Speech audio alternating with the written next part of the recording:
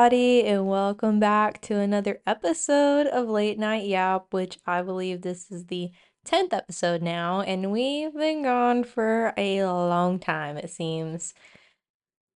I don't can't remember the last time I got to sit down and record since I decided to move, and that in itself was very stressful, but I am very thankful that we are where we're at now.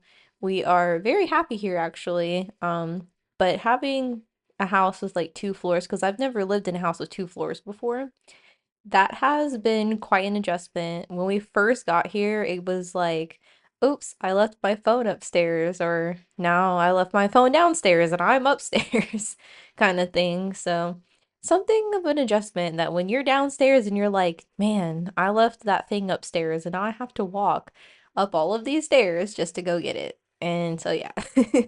But, yeah, so far we have some pretty nice neighbors. Thank goodness, and everyone seems to be adjusting okay, so that is a very, very good thing.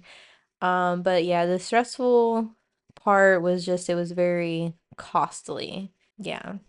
My advice is just pay a couple of your friends to help you move your stuff. Don't don't hire moving companies.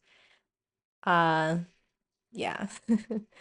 I can speak on that maybe in a different episode, but for right now, yeah, basically, hmm, yeah, we didn't have a good experience. I don't really know for, legal reasons if I can like say the name of the moving company that we used, but I guess just a warning in the future for everybody, just don't do it. It ain't worth it. It's not.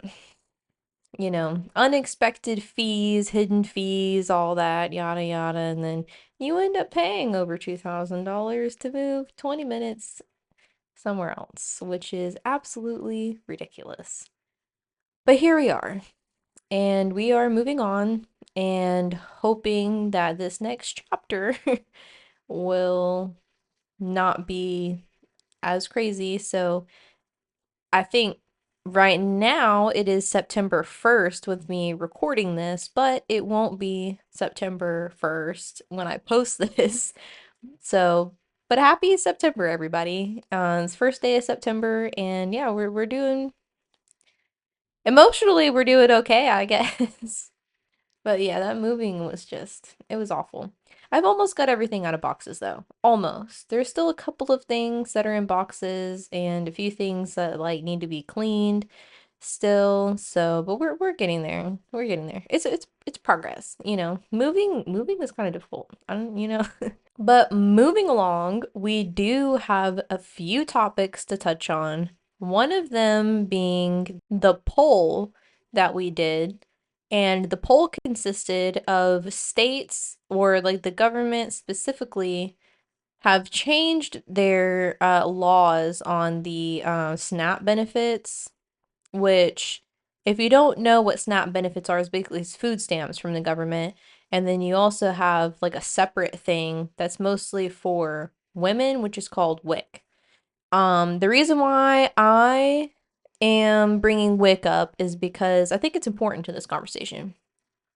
It kind of goes hand in hand with the government not wanting people to be able to buy junk food with their food stamps. And Florida is one of those states that has, I don't know if they've already passed the law. I didn't look that up yet, but because I mean, it's been a little bit since I posted that poll, but majority of you guys voted no, that people should not be able to buy junk food with food stamps. And I was honestly pretty intrigued by the answers. Like there was a lot more people saying no than there were people saying that yes, they should. And because I had seen so many arguments online about like people that they should be able to do that because, oh, well, little Johnny deserves a birthday cake just because he's poor doesn't mean he doesn't deserve a cake. Well, my personal opinion on that is you can still buy all of the ingredients to make a cake. Just saying. You can still buy flour, you can still buy eggs, you can still buy, you know what I mean? Like milk, all that kind of stuff. You can still purchase that with your food stamps. So little Johnny can still have a cake. It's just going to be homemade. And if you don't know how to cook or bake, well, then I don't know what to tell you, honey. Because, yeah. But it's not like you're going to go without. I think like back in whatever time, I think was it during the Great Depression? I don't really remember, but I think it was. And then you got this little card. And this little card had like your family's name or something on it. And then it had like all of your information, and then it said, what you were gonna get. And when you came up, I think, I don't know, did they punch the card or they stamped it? I don't remember. I just know my grandma told me about this, and I can't remember exactly what she said. But I also remember like reading it and stuff too, but my grandma told me about this. And basically they would, you had what you were gonna get for that month. So for the month, and they would give you like a pound of rice, um a can of beans, like I don't know, two pieces of chicken, whatever they had on hand. And that's what you had to make you, like, I think they had like wheat and stuff, like oats and everything, and then you had to make it stretch the whole month. That's all you got. So I think if we're realistically speaking about it, the junk food isn't really the issue here because it could be a lot worse. I think that we have a lot of kids like that are overweight, and I feel like the junk food, because I don't really, I don't like body shaming people because I'm also very sensitive like about my body and stuff like that. But I also think like kids they don't really need soda. I just don't really see a need. Like, there's a lot of people out there that just don't drink soda. Like, that's not super important. SNAP benefits are supplementary nutritional benefits, right? And I don't see anything nutritional about Cheetos, honestly. Most of the stuff is bioengineered anyways, so it's not like it's not like make a difference, I guess. But I just think like the government has a right to tell you what you can and can't buy, because now we're going to bring up WIC. With WIC, it's the same thing. I used to have WIC. I also used to have food stamps. And on food stamps, you can buy whatever you want. Well, you used to, but you can buy whatever you want. But with WIC, you cannot, right? So with WIC, they would evaluate your family. How many people in your family? Is the mother pregnant? Is she breastfeeding? Okay, whatever. And they have a nutritionist that goes over with you like things that you should be eating, things that are best for you, and if you're pregnant, baby, things that are best for like when you're breastfeeding for baby so that you can, produce more milk. So they tell you, like, they give you like, I don't know, like 45, depending on how many people. So we had 3 people, so it would be me, the baby, and his dad, right? So, they gave us, I think, like $45 for fruits and vegetables, so both. It had to be, you had to do it a certain way. They also gave you, if you ate cereal, but you could only buy wheat cereal, and it had to be a certain size, it had to be a certain brand, it had to be a certain flavor. You couldn't just buy whichever one you wanted. It had to be the one that they approved to be purchased with WIC. Same thing with rice. You could only buy brown rice. You can't buy white rice with WIC. Only brown rice. They also would give you like, you could get like a pound of cheese.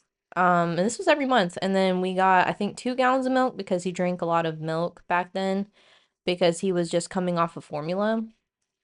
And yeah, so but you could also, I mean, the WIC also provides formula, and so does food stamps. You can also buy formula, but with WIC, they tell you like you can only buy however much your baby is going to eat. So if your baby's not, if your baby's kind of on the thin side and ain't eating much, well, you get 7 cans for that month. That WIC will cover. But anything after that, like, you have to pay out of pocket for. And there is no arguing like, well, my baby likes Fritos. Okay, and they're the WIC doesn't cover Fritos. So It's kind of just how it is. And I see a lot of people just going back and forth on like, well, just because you're poor doesn't mean you don't deserve this and that. And like, there's people out there who the government deems makes too much money, so they can't actually apply for food stamps, and they still have to go into a grocery store and pick up something and be like, I really want this, but I can't afford this, and also buy the stuff that I need, right? And then we have to put the thing down, get the things we needed, and leave. That's just how it is. That's life. That's just, when things are hard, that's just how it is, I think. And, there I just think like people we live in such a very over consum like a very like it's like over consumer. I don't know what the word for that would be, like an overconsumption problem in America, honestly. I mean, it could happen anywhere, but I just feel right now we just have such a huge over like you see like a lot, not to bash them or anything because I know they do it for, entertainment purposes, but you see influencers, they buy like a whole box of Labubus and they'll open like 50 different Labubus and it's like, girl, what you doing with all of damn Labubu? Are you keeping all of them? Are you keeping all them Labubus? Because then they, and then they do the next video, you see them and they're eating like 20 sausages. I don't know. Like I said, not to bash anybody, but it's true that it's like you see this over and over again. And then people start buying like in bulk. Like I have a Ninja Slushie, okay? And I'm in a group for Ninja Slushie. And so, we can make drinks and stuff and like you get ideas from other people, blah, blah, blah, okay, period. So the the amount of people in that group that I've seen post and they have like 8 freaking Ninja slushie machines, like what do you need 8 for? Like are you hosting parties like every I would hope so to use the machines, but then there's some people, they buy 2 or 3, which makes some kind of sense, but they're like it's $400 machine. People are just like, "Oh yeah, here goes my third slushie machine," and you're just like, Okay." Because what they do is they do one flavor and then they do another flavor, or they have, the virgin for the kids and then the alcohol for the adults. Which, okay, I get, it's your money, whatever. But it's like, but why you need 8 machines for? You don't need 8 of them. I only got one. And I want the pink one, but guess what? I can't get it because I already have one. And I would only get another one if it broke. Which is probably not going to break anytime soon. I hope not, because if it did, then we would have a problem with Ninja itself. But Ninja, my machine's fine and we're good, so don't worry about that. I don't know. I just see just so much arguing in the world. I'm losing a lot of hope in some people. We have like issues everywhere. There's so many things I could touch on, but that was one of the things that I found very interesting, and I was wondering what all you guys thought, and majority of you just said no, and I agree with y'all. Not that I think that nobody deserves to have something, but at some point government assistance is meant for you to eventually get off of that assistance, not to continue being on it. And I think there's, not to call anybody out, but there are some people who will intentionally take lesser paying jobs so that they can get the benefits because they know, well, if I get to a certain tax bracket, I no longer qualify. So they try to stay under that so that they never have to, lose their benefits. But anyways, on a lighter note, we are going to read some stories today. And I'm kind of excited because, like I said, it's been so long since I've been able to sit down and record. And I have, because this is my thing, okay? I love these stories. I love like story times. I love listening to anything. Like I listen to the spooky scary story time. I listen to like the mystery makeup. I don't know if I can say the M word on here because I don't, they be censoring stuff, but if you know her, I listen to her too, and then all the other podcasts that do like Reddit stories, I'd be catching up with everybody, so I listen to stories every single day. Usually when I'm eating breakfast, I listen to a story, and then if I'm eating lunch, we might listen to a story, but it depends, because my kid, he not really interested in the stories, but when I'm just like cleaning or something and I'm doing something, I listen to a story. That's just what we do, you know what I'm saying? You know what I'm saying? But yeah, this is what I love to do, and this has been such a fun hobby so far, and also my head is really itchy because I've had these ponytails in for a while, and it's starting to bother me, but we're gonna get through it for the video so that I can look pretty because that's the whole point, right? I hate having sensory issues. Sometimes it sucks, but what can you do? There's nothing you can do about it. Anyways, we're gonna be moving on. Oh, there is something else that I wanted to say before I start reading these stories. I got a few DMs from people, which I'm actually using my phone to record this. So next time, unless I can get Instagram on the iPad, which I think I can. I don't like downloading. My son uses this iPad, so I don't like downloading the, social media on there because then he goes on my social media and I don't want him, messing with it and stuff. But maybe next episode, because we've already gone about 20 minutes into this one with the WIC and food stamp thing that we were talking about before. I think let's go ahead. Let's save it for next episode. So if you're someone who DM'd me, I did read the DM and I replied. And yes, we're going to go over that in the next episode. Basically, it had to do with like a story that I read and a few comments and, people going back and forth about the topic, which I did think was a good topic to go over, which since we don't really have a lot of time, we can definitely talk about it next episode. So stay tuned because I'm going to go ahead, I'm going to reread them and make sure that I have it in my head because I don't want to say something and then I misinformation and then I don't know what I'm talking about, you know what I'm saying? But anyways, so we'll do that next episode, and then I think somebody did submit me a story in the DM and I have to read that one too. I know I've been it's been so chaotic. It's been very very hectic, and I've been trying so hard to keep up with everything and like editing and like making sure that I'm still getting stories out so I'm not completely, going MIA on there, but it's hard. I'm by myself and I have my kid and my dog, she's got anxiety, okay? This dog will see a dang frog and she jumps like a bunny to get away from the frog. Like she is scared of everything. Yeah, we'll definitely get back to the DMs that I got and all of that good stuff. Also, one more thing to add before I forget, because I'm kind of like running circles in my head right now. So I'm just kind of like talking in circles, but it's okay because we're going to get through it. You just press the little side, on the phone like this, go boop, and then it'll go in 2 times. Then you don't have to worry about me talking like an idiot. Okay, so we hit 10K on Instagram, and I think we're at 10.4 right now, and I am so excited. I was wondering or thinking of what I can do to celebrate because I don't know. I was thinking of baking a cake because I like baking, and I feel like that would be really fun. But I don't know. I don't know. You guys tell me what you would like to see me do.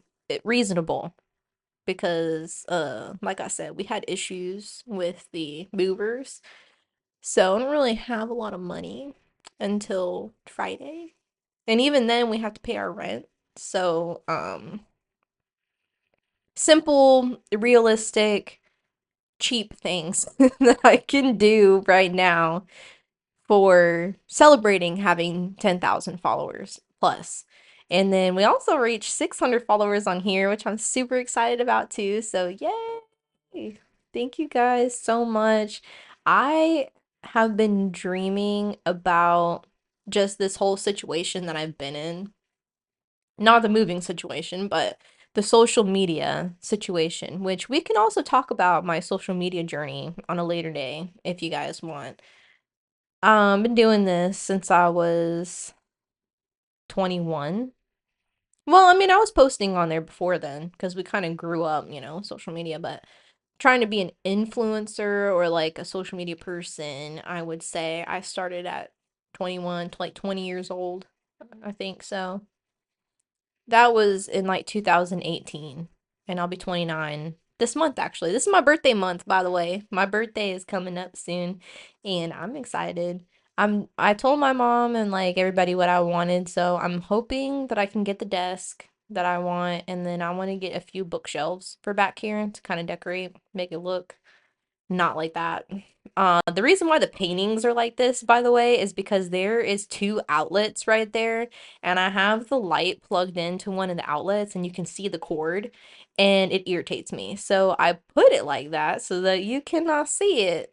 So surprise, I gave away my secret, but that's why those are not on the wall, by the way.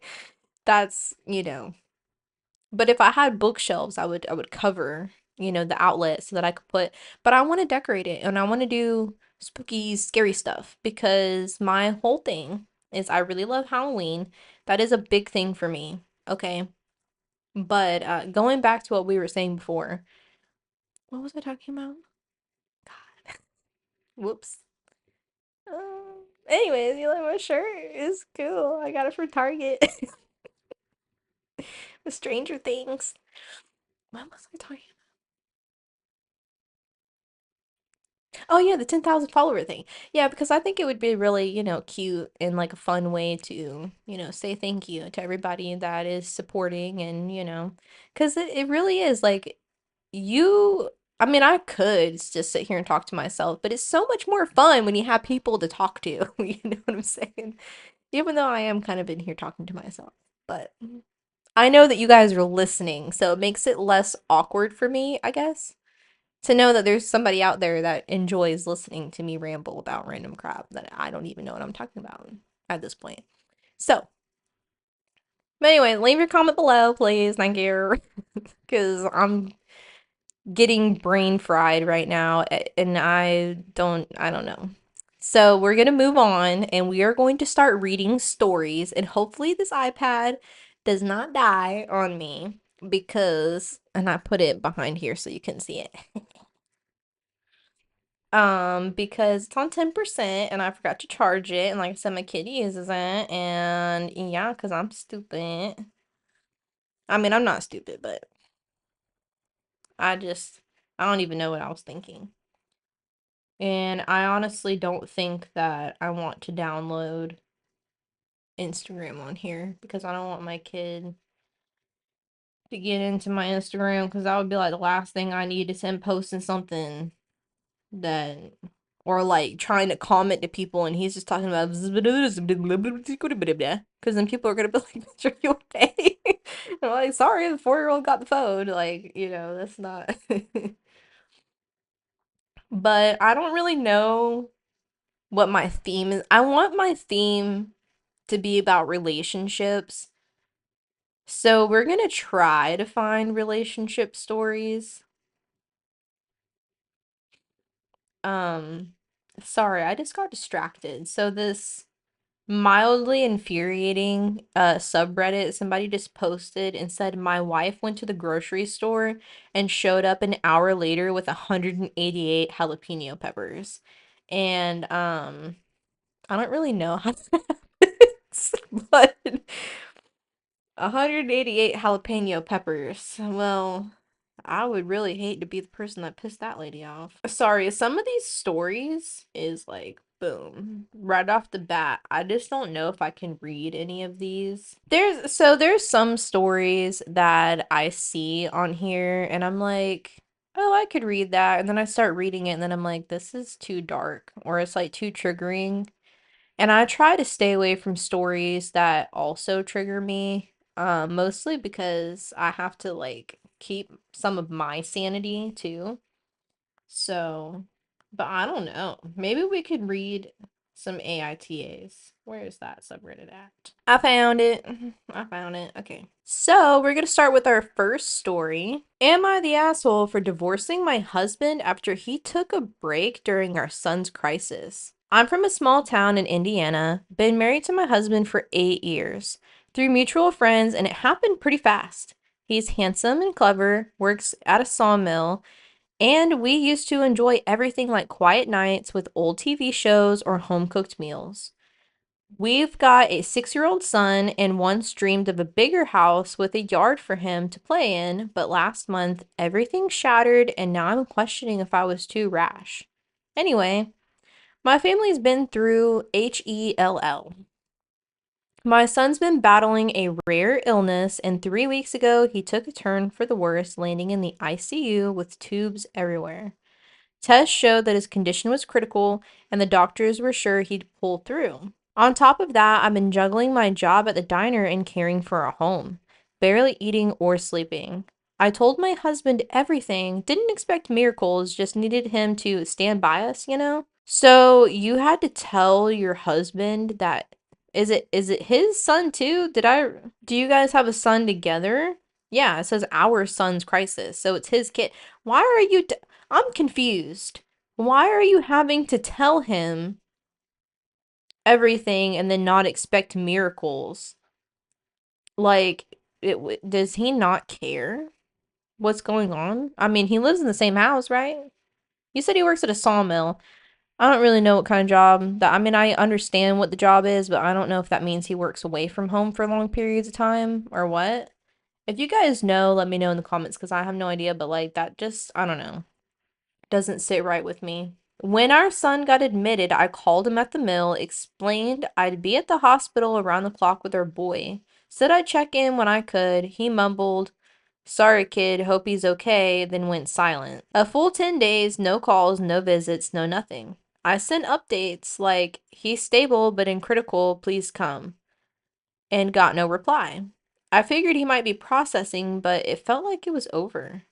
By day 11, I was furious. I'm holding my son's hand through beeping machines, working double shifts, and keeping our house from collapsing. Then I see his Facebook post, him at a bar with his buddies laughing over adult beverages. He's out living while our son is fighting for life, and he can't even text to ask if we're okay. That broke me. Before this, we were a family, laughing over pancakes, and now it's like I don't exist. I confronted him over the phone. You've left us alone while our son is dying. Where are you? He snapped back, "You're overreacting and I need a break." A break? While our kid is in the ICU? I lost it. I told him that if he can't be here when we needed him most, that we're done. Filed for divorce that week, moved into my parents with our son, blocked him on everything. Don't need a man who walks out on his family. Now some say I acted too fast, that he's just bad with pressure and deserves another shot.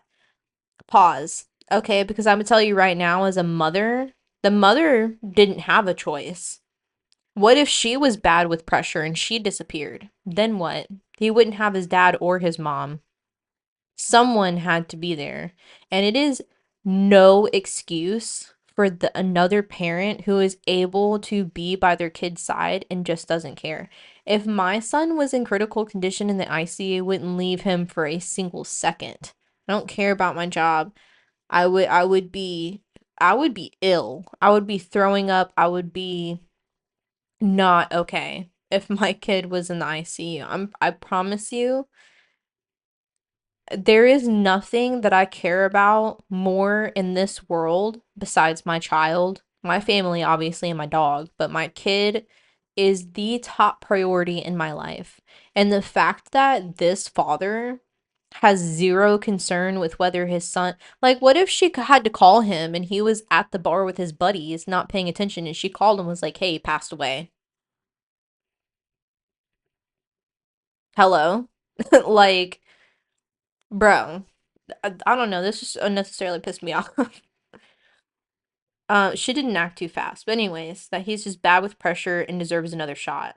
But is it too much to ask for him to show up? No, it's the bare minimum, actually. And his son is going to remember who was there and who wasn't. If he's, old enough, which I think he is. Because you said he was 6-year-old. And the fact that she even had to say that she didn't expect miracles, just needed him to stand by us. She knew he was like this. He's been like that for a while. My son's my everything, and he couldn't even fake concern. Am I the asshole for ending it? Our son is still in the hospital and I'm raising him alone now. Well, you were already raising him alone. You were just married. So, I mean, the divorce papers are signed, but the pain still lingers. He showed up once crying, saying he didn't mean to bail, but I can't trust him.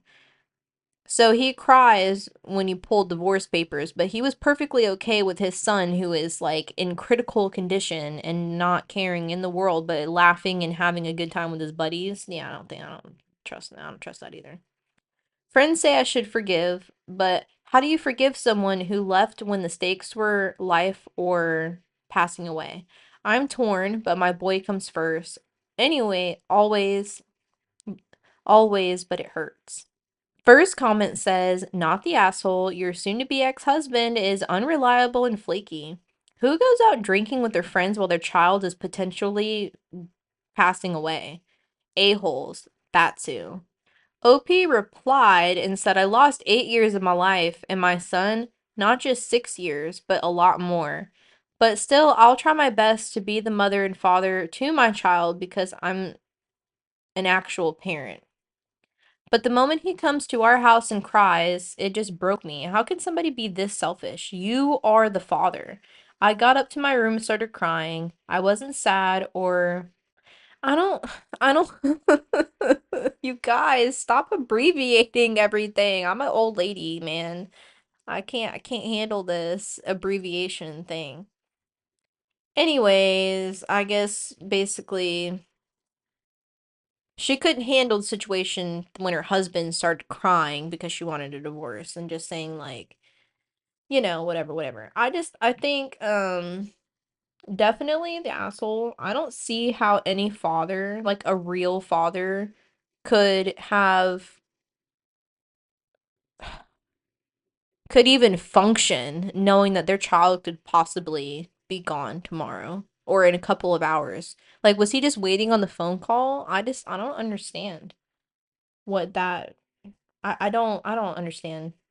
Moving on to our next story, which honestly, so I am a stay-at-home mom and might have pretty good input for this story because it says, am I the asshole for changing my mind about my wife being a stay-at-home mom since she changed the terms? I, 35 male, have been with my wife, Allie, 37 female, for 2 years. Married for one, and we are expecting our first child together in a few months. I also have two children, 8 male and 6 female, from a previous relationship with Alex, 32 female, and we have 50-50 custody.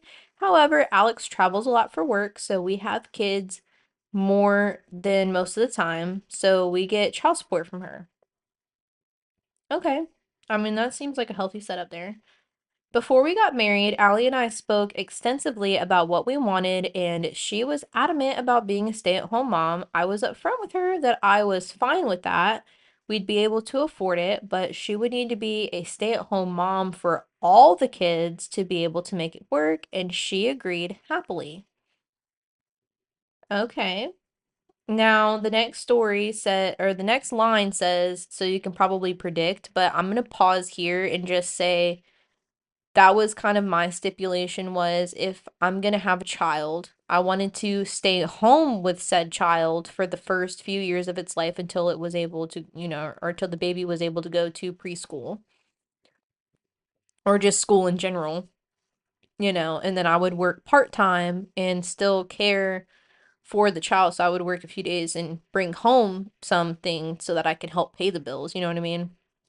But that if I were going to have a kid, my main priority be revolving around the child. So I gave up my career and my life because I think childcare is super important, especially in early years. And at that time, when you're like, okay, and then you work hard so that you guys can fill your dreams together. And I think honestly, him even agreeing to it and be like, yeah, like let's do it. But here's my rule. My boundary for it is we have to take care of all of the kids, which I get. Like but you also can't just take care of your own kids. Like if you're gonna be a stay-at-home mom and you're with somebody who has children from another marriage, then you obviously are gonna be taking care of those kids too, especially since you have them most of the time. But anyways, so as you can probably predict, She sat me down the other day and told me that she wants at minimum her first year as a mom to only be a stay-at-home mom to our shared baby. She said that after she can help out more with other kids, but she wants to protect her first time motherhood and said it's her number one boundary. I mean, okay, pause. I get that. You'll have, a newborn, which is understandable, and you're gonna need that time at home.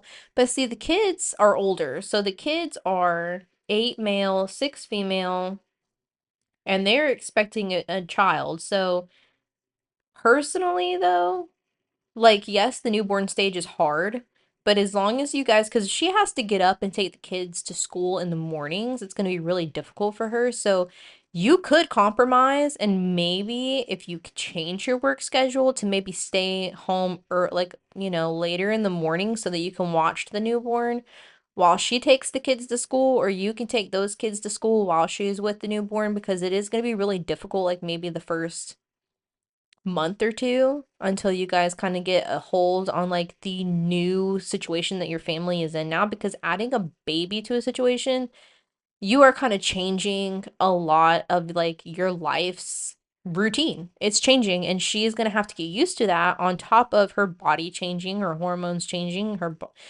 she's going to be, if she's breastfeeding, she's going to be terribly thirsty all the time. She's going to have cotton mouth because that's just how it is. Because I did it and it sucks. And you drink, like, you gallop down water and water and water, and you're still like, my mouth is dry. You don't have time to really cook meals. I didn't re I had a my son was, he didn't really sleep, and he didn't want, but I think, like, instead of her just, like, you guys can come with a compromise. I think a really good compromise here too is, like, if any of her doubts or worries, because I get that it's a sacred time for her and she wants to, but like I said, if the kids are in school, majority of that time you are still going to spend alone with the child. Now, I'm not saying that you don't deserve, 24 hours of bonding alone time with your baby, but you do have other kids in the mix, and you can't just count those kids out because they're not yours. You know what I'm saying? Like, if you're going to be a stepmom, those kids are yours. Just saying. Like, those are your kids now. And obviously the other woman's kids, but those are now kids that you are responsible for loving and taking care of and being a part of their lives. And if you, I mean, you have to be prepared to be a stepmom, to be honest. I would never want to make somebody else's kids, because I mean they would end up resenting you for not thinking, like, are you gonna be that kind of lady that is like, oh, Christmas photos, we're gonna take photos for Christmas, but stepkids, back out of the way. You can't be in this photo because it's just us. Do you know how, like, sick that makes somebody feel in the pit of their stomach? Don't be that person. You either take family photos together because you guys are a blended family, so you take photos together. Now, when the kids aren't there and you're taking photos, well, they weren't there. So, but if they are present, don't leave them out, okay? Because they have to be at your house regardless. Like, that's just not fair. I told her that would no longer work, and I couldn't support a family of 5 just on my salary without help with all of the kids. She said I needed to figure it out and respect her boundary, but this simply won't be possible. We have family to help for sure, but she's saying that she doesn't want to be responsible for the older kids at all the first year. Also, we want at least one more child, and now I'm worried that she'll try to extend the year with another baby. She's incredibly hurt and angry, but I don't think that it would be possible to respect her boundaries. So, would I be the asshole for quick edit? My ex-wife will be keeping the kids for 2 weeks after birth and has been able to be assured that she wouldn't travel for that first month if emergencies come up. I am also paying the person I currently am who picks up, watches, drops off, etc. the kids before and after school with an additional 4 weeks after Alex has already had them for a full 6 weeks off of any older kid duties for Allie. The first comment says, no, you're not wrong. In fact, I would bet money that she planned that the whole time.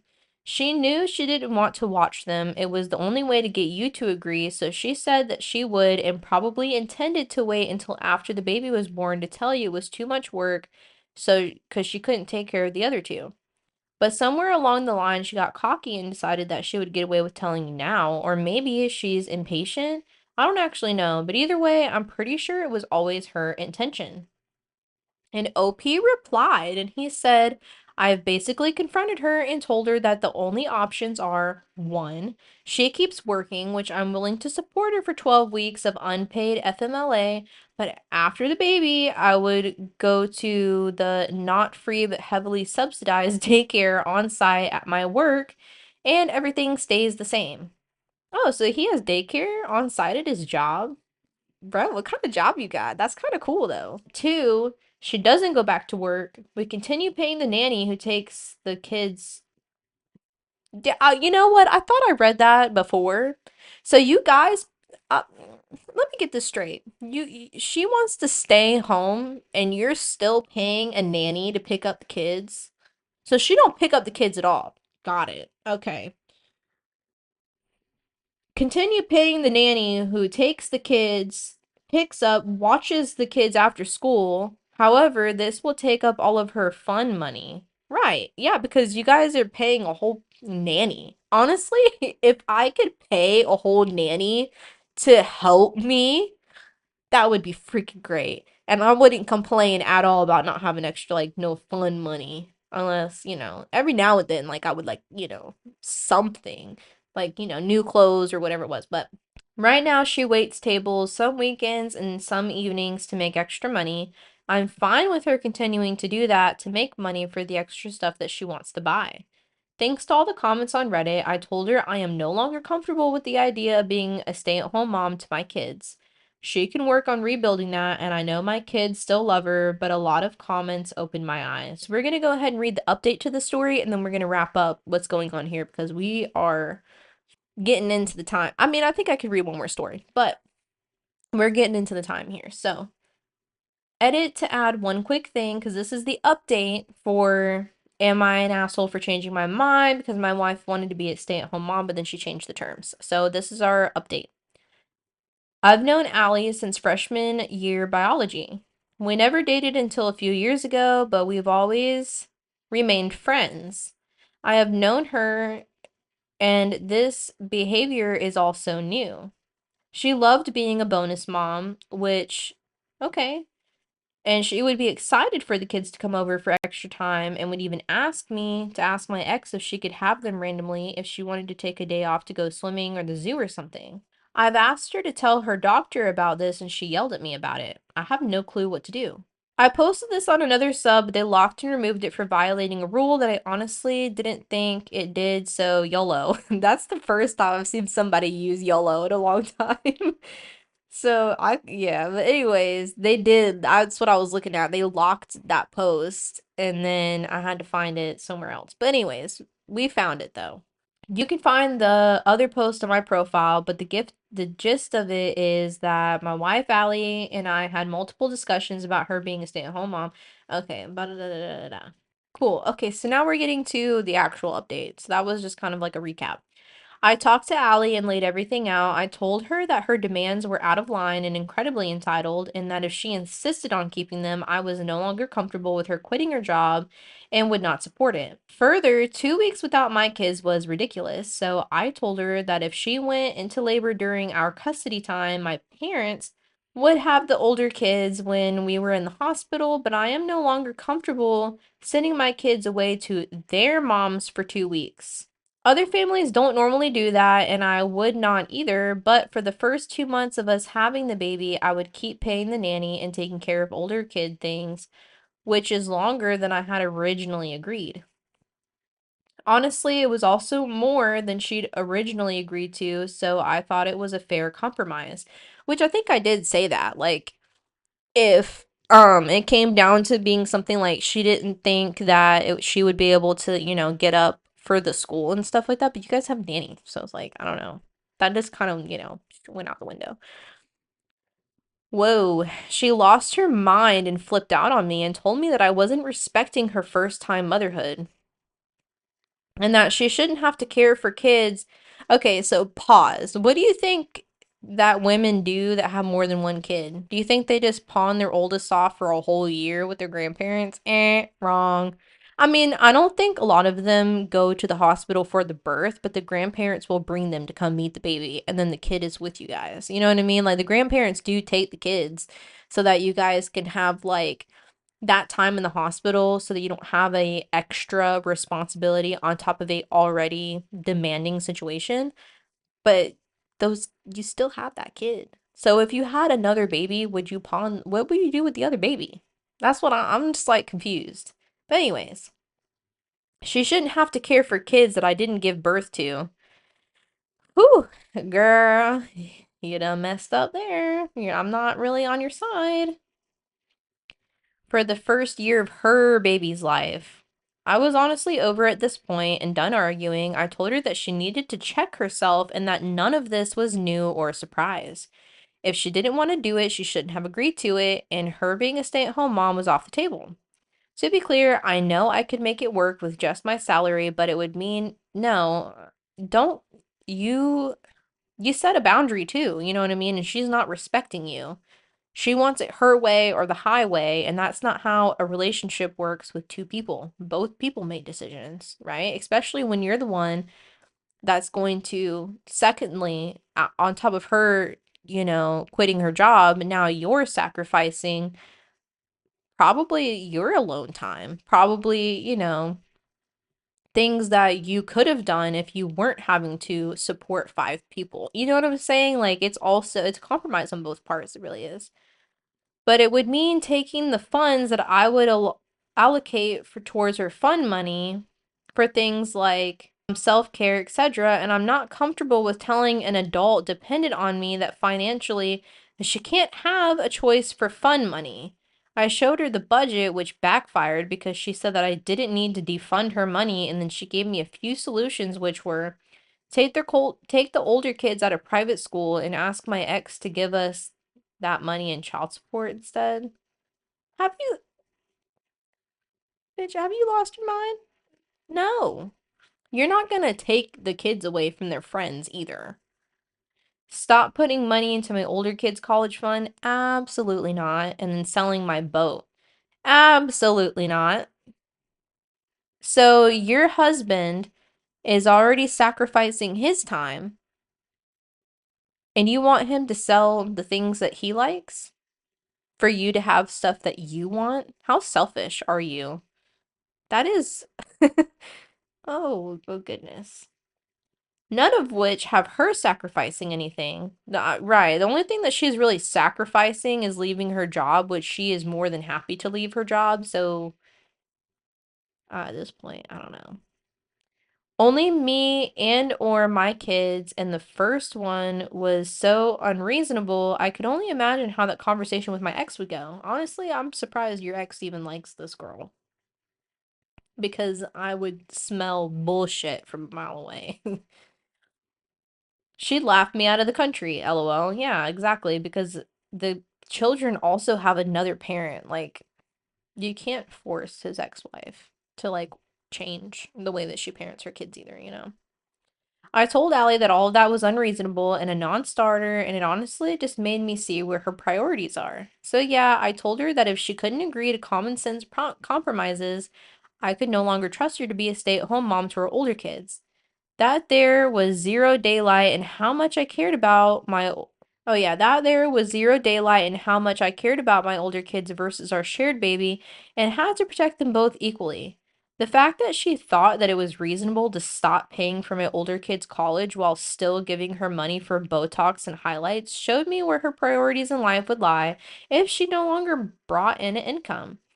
And I said I was no longer comfortable with her quitting her job and that since my work, not free but heavily reduced daycare on site, that would be the best option for our family after her FMLA leave, which she doesn't get paid maternity leave, just unpaid up to 3 months, which will be fine. Yeah, I didn't get maternity leave, so whenever I was like close to my due date, I just kind of was like, peace out. I'm out, guys. She's devastated and being cold towards me, but surprisingly not my kids, which is good. Okay, so she's not completely dumb. I don't want to unalive her dreams of being a stay-at-home mom, but I can't work with someone who refuses to be reasonable. We discussed it with our therapist last week, which was a good idea. Thank you for getting a therapist. Who wasn't exactly on my side, but was trying to point out the unfairness. And she just keeps saying that she needs me to prioritize her needs and boundaries. The therapist even tried explaining that these are not boundaries, but she's not listening. So who found the therapist? Is this a licensed therapist? She shouldn't be taking sides with anybody. So in summary, I tried to reason with my wife. She tried convincing me to stop saving for college for the older kids. Yeah, so why would a therapist be okay with that and saying that you need to prioritize her boundary? I don't know. So she could be a stay-at-home mom to our shared baby, and I told her I no longer thought it would work out. She's devastated, but we're working it out with a therapist, and I'm hoping that this is all just hormones. And honestly, like I did say that too, like it could be hormones or whatever. But the first comment here says, not the asshole, but you should plan that she will quit her job anyways and force you to accept her being a stay-at-home mom. Which, if she's being manipulative now, it could be possible that she could do that in the future. And I don't think OP is wrong for not wanting to compromise on this. His wife needs to understand that this is not like you can't just write off the other children. Now, for the first couple of weeks, would you need extra help?